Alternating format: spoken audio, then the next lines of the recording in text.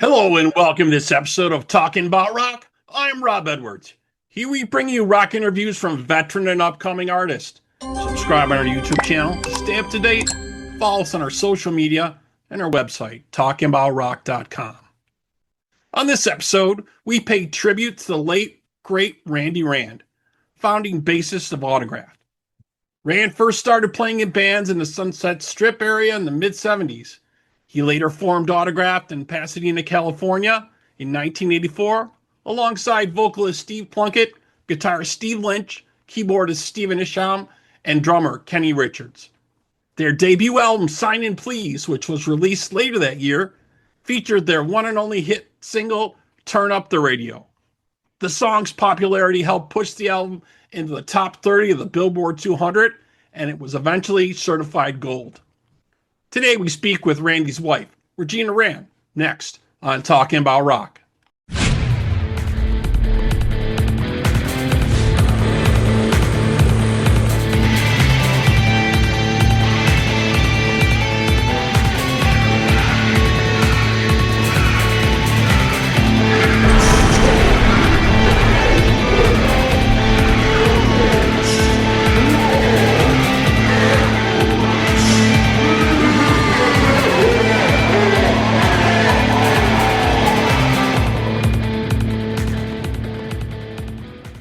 Okay, joining us now, let's welcome to the show, wife of the late, great Randy Rand, Regina Rand. Hello, Regina. Hi, how are you? Great. Thank you so much for joining us. Really appreciate it, So I want to talk a little about Randy's legacy here. Obviously, we know 3 years ago, we lost Randy in 2022. But I wanted to go back a little bit to the beginning. If you could tell us maybe when you guys got together and met. I think you said you were together for like 9 years or so? We were together for 6 years, and I met him in 2015. Okay. Yeah. I met him at a concert that I had no plan to go to. I took one of my friends that couldn't drive, and he was out in the audience, and he had on a cowboy hat, and I just walked up to him and asked him, was he with anybody? And he said he's with Autograph, but I meant, like, are you with anybody? Because I think they're cute, Right. Do you have somebody else here with you? Right. So you guys just started kind of talking right there, huh? I said, you're not with Autograph. He said, yeah, I am. I said, hang on, I just did a meet and greet with him. And I looked at it. I said, oh, you are. And so I took a picture of us, and then I kind of just walked away because like my heart was like beating like really fast. And then later on I friended him, and we became like Facebook friends, and we started talking on Facebook. That's how it all began. Okay. And so did you see the reunion kind of take shape when they were getting back together? I think they got back together around 2013, 2014. They were going to do a reunion and then a tour. I think that was starting to happen, but and they replaced Steve Plunkett. I think they had to replace him with Simon Daniels. Were you around for when that was going on? No, I didn't come around till 2015. Okay. So in 2015, I think what they did there is they released I Lost My Mind in America, a single on iTunes. That came out. And then on the 23rd, they released Every Generation, which was another one. But the next thing, which I thought was really cool for them, in 2016, they did a 5-song EP, Louder, with a live version of Turn Up the Radio, which was released. So that had to be very exciting for them. I know that's their signature song. And he had to be very happy to see that music start to come to life again, right? Right. So what was it like? What was he saying or talking about? Did he kind of confide in you a little bit about saying, hey, things are going better, things are happening? Or he was so happy that he was playing again and that they were getting big crowds again. It was like he was, living his dream all over again. He was so happy, and he said he was going to do it as long as people wanted him to do it, and he did. He did it till the end. He did it to the end. Right, and that's great. And that's so cool. I mean, a lot of this music is like got a second life to it, right? There's been a revival of all the 80s music that's come around in the last so many years. So all these different bands have had a chance to have that again and have that music, which is great. Yeah, I read a couple different articles that he was just so happy about it. Yeah. Yeah, he was really happy about it. He loved being on the road. I loved going on the road with him too. I went at one year, I went every single time with him the whole entire year, but I would go to as many as I could and I would stand right in front of him. And right when he was on stage, he would like look for me and he'd spot me out like that. And he would either shoot me a bird or stick his tongue out at me. And I loved it. My heart just dropped. Sounds like he was a jokester all the time, pretty Oh much, huh? yeah, he had me laughing my ass off all the time, all the time. Very, very cool. So the next thing I think that happened for the guys in 2017, the band signed with EMI, and they announced they're going to do another album, Get Off Your Ass, which was released October 6th with a limited edition. So that was the next project I think that came about for them. And then 2019 rolls around, and Steve Lynch decides he's going to take a break from touring at that point, and then brought in Jimmy Bell. Do you know what Randy's thoughts were around any of this with the different members coming in? No, he was so sad that Steve was leaving, and he was pretty shocked when he first told him. But in his diary, he did say that Steve had some like carpal tunnel with his hands, Right. and it was hard for him to do that. But and at that time, this wasn't it was not supposed to be known, nobody wanted to put that out there. I mean, Right. Right. Right. um, Steve's talking about that now. He's released that information now, but yeah. oh, okay, yeah, um, yeah, he he didn't know how it was gonna go, but he originally wanted Carlos. Carlos Um, Cavazo yeah, from Quiet yeah, Riot. that Yeah. was his first choice, but Carlos couldn't do it. And, Jimmy was all over it. He was like a puppy dog. He would do anything, everything, just about work for free. So, you Yeah, know, he's definitely a very talented guitarist. I had him on the show before and spoke to him and stuff. I spoke to Simon too when the Autograph album Beyond came out. I spoke to him a little bit regarding that. The licks that he was doing for that album to me really, really had that Autograph sound and feel to it. You know what I mean? I think he really listened to a lot of what Steve was doing early on. yeah, I mean, I, I don't know.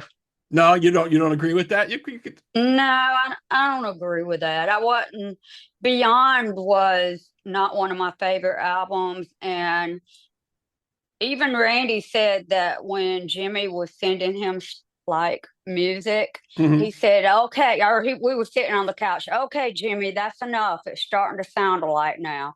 Because he said if you keep writing and writing and writing, things start sounding alike, and Mhm. he hated that. And um, He wanted a so little bit more fresh yeah, perspective on the different songs like that. Yeah, it's just the one track really stood out to me, the first track. But yeah, that's what I really what liked. was it? I really liked it and listened to This Ain't a Place I Want to Be. I think it was just Oh, called this. okay, Yeah, it's just okay, the beginning lick to that is just very yeah, reminiscent to me of the Autograph style and sound. So I just, yeah, when I heard that, that was kind of like, wow, yeah, definitely. But yeah, I can see, having different people in the band, from people that you've built this name and this project with for years, and all of a sudden to lose like your right hand man, basically, Steve say he couldn't continue. That had to be a big shock. Definitely, definitely. yeah. Yeah, Yeah, I did like the song "This Ain't the Place I Want to Be," but um, it's ironic that that song was the one that they chose, and and then Randy is gone. It's like, this ain't the place I want to be. Right. That was in my head, I you do know. think about that Do exactly. you And really? I when thought that I was came, the only one that thought that. no, when that came out, is like, was he writing those lyrics and like thinking about that? You know what I mean? Was any of that involved, or was just a strange roll of the dice or whatever? You It know? was a strange roll of the dice because Simon wrote those lyrics. Simon wrote the lyrics to that song, Yeah. but still the lyrics are just kind of spooky to me, and I do appreciate them letting me be in the video. I was in the video, and um, I barely remember it because I was in such a fog because it was like a month after he died. Right. Right. So, I did appreciate that. But one thing I didn't appreciate when I went out there, they were auditioning the bass player, and they didn't invite me there. They left me in Mark. He has a house behind his house, like a pool house, Right. and I was there, and then they came back and told me, that they chose a bass player, and uh, my stomach, my stomach dropped. Um, that should have been a sign to me, but like I say, I was in a fog. I was just on a roller coaster of, am I doing the right thing? Am I not doing the right thing? Sure. Sure. I didn't know. I just wanted to do what was right for Randy. I needed to do what was right for him and what he would want me to do. Right. So Right. in the Right. end, I did the right thing, and I'm still doing the right thing, by Exactly. I keeping mean, him alive. yeah, I mean, obviously going through all that grief and then seeing that, right? That's kind of like putting an end to his career by seeing someone else take his spot. That would be very, very difficult for anyone to see that. But obviously, the guys wanted to carry on and still make music, and that's what they're doing. But another thing, so I was reading here in another article, you attended a concert that they put on, and you were kind of led to believe it was gonna be a tribute to Randy at this one show. I think it was Monsters on the Mountain. I think was the show Yeah, if you've done your homework. that you were going to see, right? Yeah, I was reading about that, and you were kind of under the impression that they were going to have a tribute to him a little bit more and things like that. And I guess it really didn't turn out that way. Can you tell us a little bit about that, maybe? Um, what happened when I got there? The first thing that happened was I wanted to be in the pit, and I wanted to be up front in the pit. I didn't want to be backstage with those guys. I just wanted to be up front like I normally am with Randy. I wanted to be up front and hear this autograph music. Right. Well, I didn't get to be up front. I was, in the back. So that was one like shot to my heart. Right. And then, and I was telling my sister Doris, I said, if they do not dedicate this show to Randy, I'm leaving. And at the end, I heard Randy's bass. Well, it wasn't Randy's bass, but his part playing. Right. And I said, oh my God, they didn't dedicate the show to him. And I turned around and walked out, and I was just devastated. I was devastated that they didn't dedicate that show to Randy. Right, because none of them will be out there without Randy. Exactly. And they had kind of said that's what was going to happen. Right. They had kind of right. He told me, I was told that they were going to dedicate every show to Randy, which seems like a great thing to do. You want to pay respect to the legacy that created this name that they are now a part of. So yeah, I would understand that for sure, definitely. And then to go through that had to be just heart-wrenching for sure. Right. I had my answer then. That was my answer. I knew that I was on the wrong team. I knew I was not doing what I was supposed to do for Randy's legacy. So right. that was my answer. Right. And then so that brings us up to 2023. Steve Lynch announced that he had won his opposition to the trademark against Simon Daniels and Jimmy Bell, who intended on touring under the Autograph name. but now Steve holds the licensing to the Autograph name, and I believe they're carrying on as Autograph Beyond is what's going on with them at this point. I'm not sure what other projects they're working on. I see Simon maybe working on some solo stuff at this point, but I know Steve spoke just briefly with me about it, that he retains that name. So we're hoping here that maybe something moves forward with that in some way, shape, or form. I think that would be great. Speaking with Steve regarding his book and all the stories and all the things that would go on, I would just love to see something still keep that name alive. Yeah, I get you. So very, very cool. So excellent. So that kind of brings us up to date. Thank you so much for, checking in with us. I really appreciate it. Going through a little bit of history with us. I know some of this was some tough memories for you, but thank you so much for spending some time with us. Yeah, thank you. Thanks for having me on your show.